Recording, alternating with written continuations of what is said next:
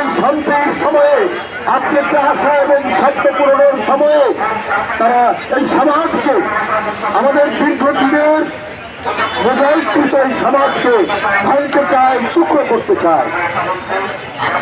বন্ধু আমার, দীর্ঘদিনের গণতন্ত্রের যে আকাঙ্ক্ষা, এত রক্তস্রোত, এত রক্তপাত, এগুলো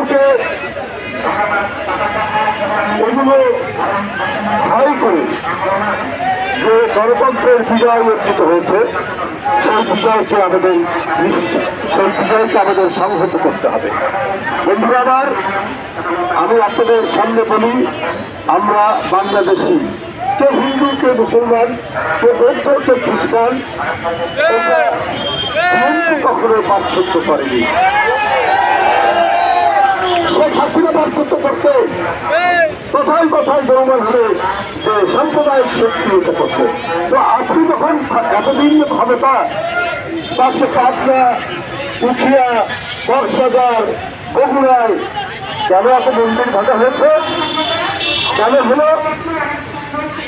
আপনি তো নিজে দেখাতে চাইতেন যে আপনি খুব অশান্ত নাই, ভালোবাসেন, কিন্তু সবচাইতে বেশি নিরাপত্তাহীনতার মধ্যে ছিল শেখ হাসিনার আমল। বন্ধুরা, শেখ হাসিনা পালিয়েছে, কিন্তু অনেক টাকা তো আগে পাচার করেছে, অনেক সম্পদ তারা পাচার করেছে, লুট করেছে। এখন এই টাকাগুলো তারা ব্যবহার করবে আমাদের সমাজের মধ্যে বিভক্তি তৈরি করার জন্য, এবং পালানোর প্রথম থেকেই তারা চেষ্টা করছে। এইটাই দেশের মানুষ হতে দেবে না। তাদের রক্তে শপথ। আজকে যে মাসুম বাচ্চা ছেলেরা কি অকাতরে নিজেদের জীবন দিয়েছে, সেই জীবন দিয়ে তারা গণতন্ত্রের যে প্রত্যাশা সেটা পূরণের চেষ্টা করছে। হাজার হাজার, লাখ লাখ সারা দেশে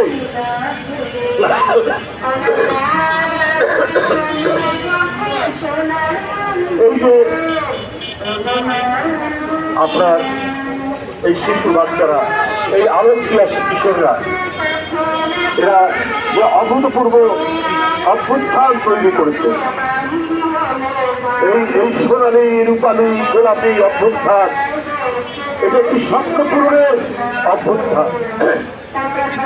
জনগণের পক্ষ থেকে তাদের এই বিপ্লব, তাদের এই রক্তদান পিঠা যাবে না। এই রক্তদান তো হচ্ছে এদেশের সমাজকে একটি গণতান্ত্রিক সমাজে পরিণত করার। সেই সমাজ হিন্দু, মুসলমান, বৌদ্ধ, খ্রিস্টানের সমাজ, তাদের ঐক্যের সমাজ। বন্ধুরা আমার, আজকে তাই আমরা সবাইকে হুঁশিয়ার করছি। এখনো বললাম না যে প্রতাপটা স্বৈরাচার ভ্যাটিকাদেরকে ডাক্তার বিদায় দেয়। অন্তর্বর্তীকালীন সরকার গঠিত হলে সকল গণতান্ত্রিক রাজনৈতিক দল তাকে সমর্থন দিয়েছে। হঠাৎ কি হল? তার প্রতাপটা এই সরকারের, এই অন্তর্বর্তী সরকারের মধ্যে থেকে তিনি বিভাজন তৈরি করছেন। তিনি বলছেন বিএনপিকে ইঙ্গিত করে স্বরাষ্ট্র উপদেষ্টা ব্রিগেডিয়ার জেনারেল সাখাওয়াত হোসেন এই ব্যক্তির অধিকার কি বলছে দেখুন। এটা সত্য ঘটনা, এটি সত্য ঘটনা। এটি চট্টগ্রামে উনি দায়িত্বে থাকা অবস্থায় সেনাবাহিনীকে যে গম দেওয়া হতো, সেই গম তিনি বাজারে বিক্রি করে আত্মসাৎ করেন। এর উপর যে মামলা হয়, সেই মামলায় উনি দোষী সাব্যস্ত হন। ডিপার্টমেন্টের মামলা। দেশনেত্রী বেগম খালেদা জিয়া তখন প্রধানমন্ত্রী। তিনি ভাবলেন যে সেনাবাহিনীকে তিনি অত্যন্ত, এই সেনাবাহিনীর প্রতি তার শ্রদ্ধা, ভালোবাসা, শুধু স্বাধীনতা সার্বভৌমত্বের প্রতীক, আবার স্বাধীনতা যুদ্ধে তার স্বামী মেজর জেনারেল জিয়াউর রহমান নেতৃত্ব দিয়েছেন, স্বাধীনতার ঘোষণা দিয়েছেন।